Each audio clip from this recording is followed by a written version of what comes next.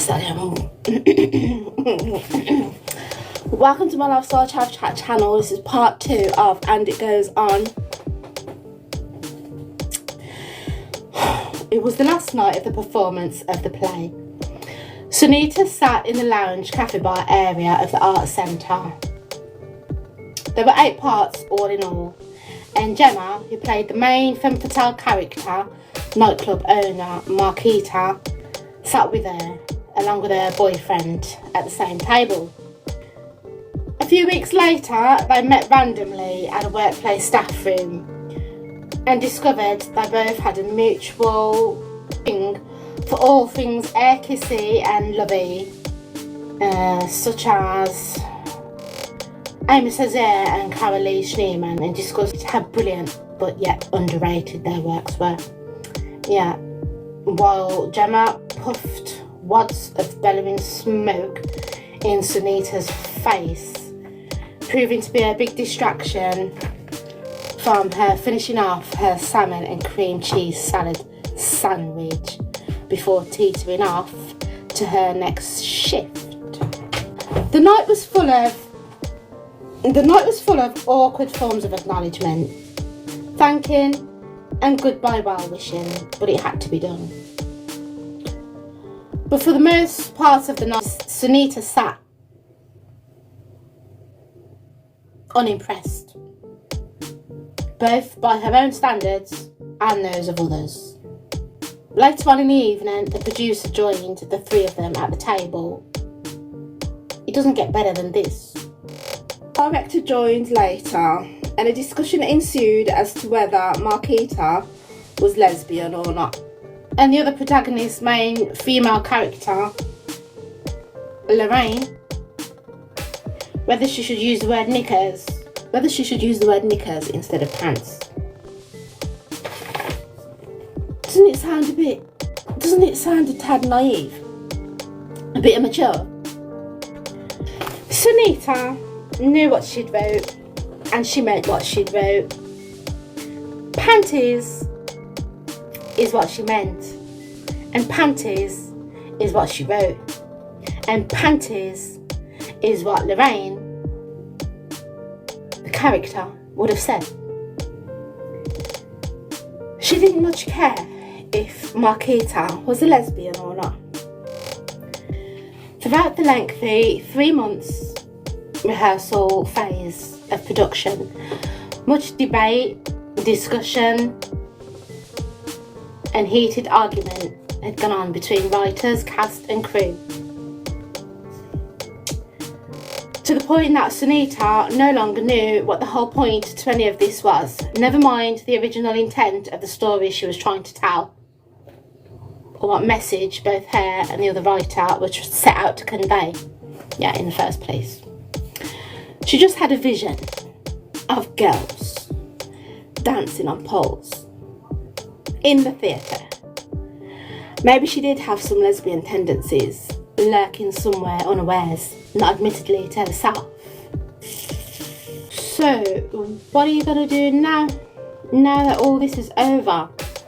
Do you think you'd come back to play the role? The question was put to Gemma. I'm not sure, she stated. I'm not sure if it's what I want at the moment. She joked that she was getting a bit weathered and mentioned her plans to carry on to Spain for some ptII work for the next 6 months, which she reassured everybody she would thoroughly enjoy. Sunita, too, had pressing issues. She was only too happy to leave rehearsals a few weeks earlier, especially since the director had asked her to no longer attend rehearsals in the final weeks running up to the performance due to her distracting and overbearing presence. And she also felt that her time on the script had come to a head. She too was thinking about other things, better things.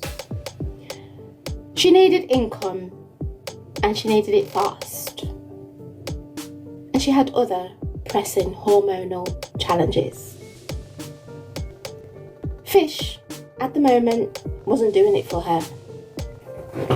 She recently became acquainted with an Iranian Goran Ivanisevic lookalike and decided that she'd fallen in love with him.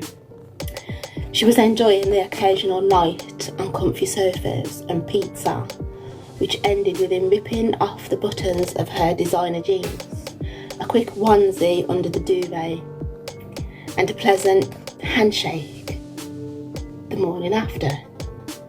Handshake, she'd think to herself, I'm not your hired hoe for the evening. What was this? He was younger than her. She liked him too much to protest too much. Offended nonetheless, offended by his business as usual approach, she wasn't deluded nonetheless. She jumped into her car with an empty feeling and a sense of regret that she'd fallen for him. This is Carlos. Hi. Great play. Thanks. Carlos was Gemma's boyfriend. She told him she was interested in singing with a band. I'm in 3 bands at the moment. There's one actually, a friend of mine's running it. I think he'd be suited for that one. What sort of style? I'm versatile. My tastes are eclectic. I like a bit of everything. My voice sounds like everything. Right, okay, yeah, so there's rehearsals next week at O'Dole Place in Edgbaston. She decided to go along. Okay, so that is part 2 of And It Goes On. So if you've joined this live, sorry about that fragmented, disjointed version of chapter 2 of my story that I'm writing. But next time I'll make sure that I can read my own writing. But basically, I'm doing like reading sittings. I've decided I'm going to start doing daily creative writing story sessions, and I'm going to be uploading this to my YouTube channel as soon as I so I'm going to edit this down so that it makes some sort of like coherent sense. And if you're in my live right now, be sure to check it out on my YouTube channel, which you can see the link in my bio. It's called Lifestyle Chav Chat on YouTube. And this video, And It Goes On part 2, it will be on my YouTube channel from tomorrow. It should be. So who is that? Hello Daldum, how are you doing? Have you got anything to say? Because I'm coming off this live right now. Start flash goal. Yeah, I'm coming off my live, so thank you very much for listening. Thank you for joining. As I said, check out this upload on my Lifestyle Chat channel. Speak to you later. Bye bye. Thanks to anyone who joined. Thanks a lot. Bye bye. See you. Bye bye.